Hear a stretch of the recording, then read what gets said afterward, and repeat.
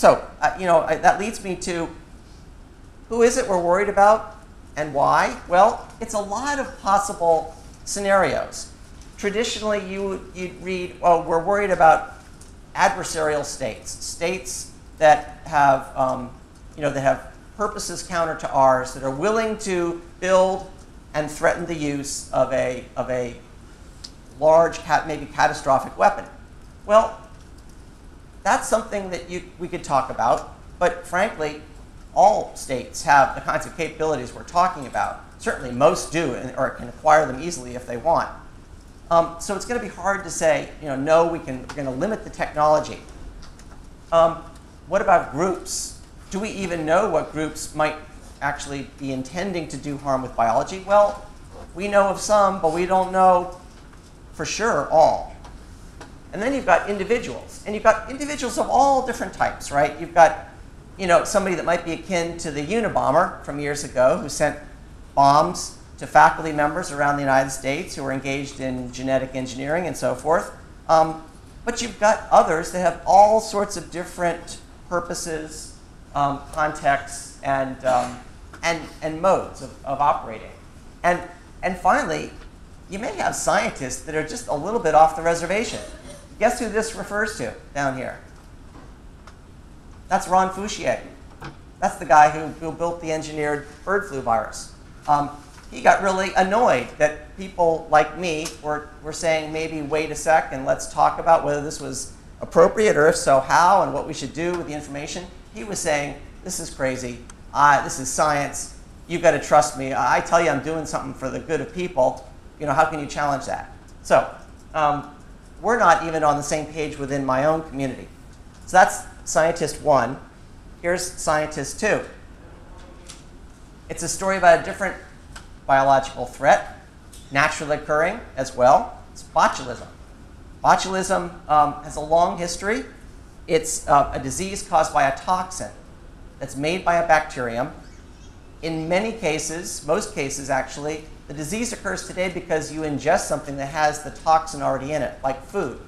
Canned food that was prepared in an improper manner, contaminated with the organism, and then sealed to give it the anaerobic conditions. The organism might make then the toxin in the can, and then you ingest the toxin.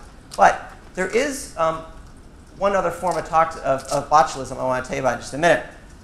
I just want to mention here, as of today, or as of actually several months ago, there were 7 known botulinum toxins, A through G. They each are somewhat different. They act the same way. The reason that they're different has to do with their structure. And for that reason, the only known antidote for this disease is an antibody which has to be made separately for each of the 7. One antibody doesn't recognize a different toxin. So we have this disease. We understand a little bit about how it occurs. We have a countermeasure. In fact, the United States this past spring invested something like $600 million in antibody against botulinum toxin. And that's because people have recognized that not only is this an important but somewhat rare naturally occurring disease, people could make this toxin quite easily and distribute it in food, in water, in various ways, shapes, and forms, and cause a lot of people to die, potentially.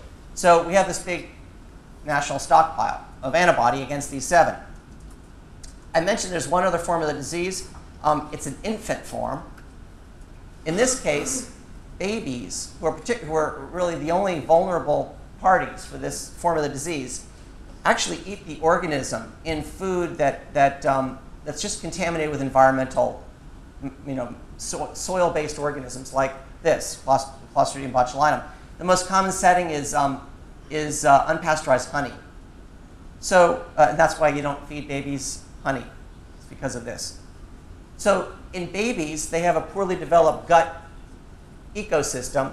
This organism, if we were to ingest a few spores, would not have a chance to grow. It'd be outcompeted. In a baby, it can grow. It grows. It makes the toxin. Baby develops this disease. It's a paralysis. It's a flaccid paralysis. That's hence the picture. And you stop breathing. So here's the discovery. Steve Arnon is the world's expert on infant botulism. He works for the California Public Health Lab.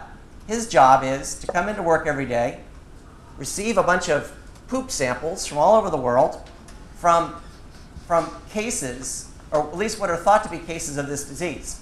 And his job is isolate the organism, identify which of the 7 toxins it is, and send out antibody to the doctors.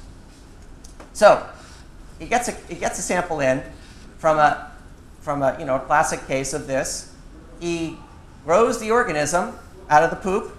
He attempts to identify which of the 7 it is, and guess what happens? It's none of the 7. He discovers number 8. So this is the first one in 44 years.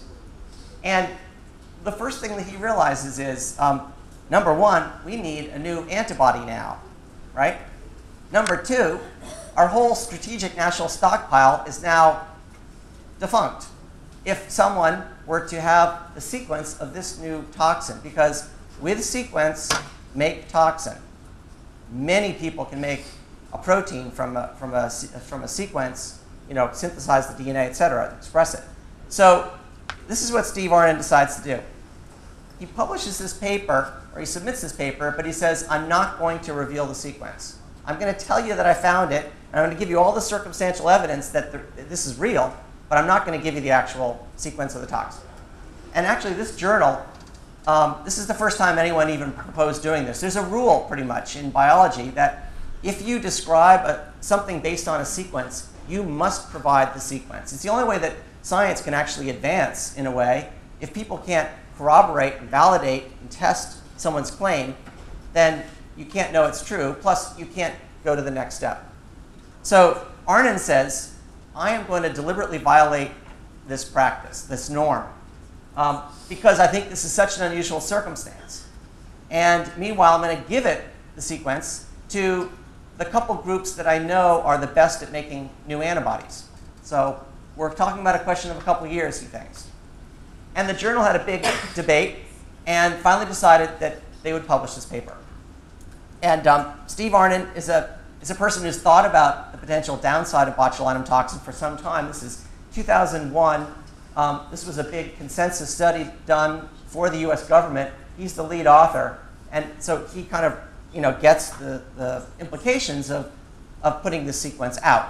And just to make this doom and gloom, if you look at your fall 2010 issue of Inspire, which I'm sure you all have back in your rooms, there's this key little language here. I don't know if you can read this. They suggest that a microbiologist would be capable of, they want microbiologists to join the cause. A microbiologist would be capable of developing the most effective strains of Clostridium botulinum and thus develop the most lethal toxin of all, botulinum. So they get it. Steve Arnon got it. He actually was advised by the US government that it may not be such a bad thing to put the sequence out there. And this is something that we can talk about.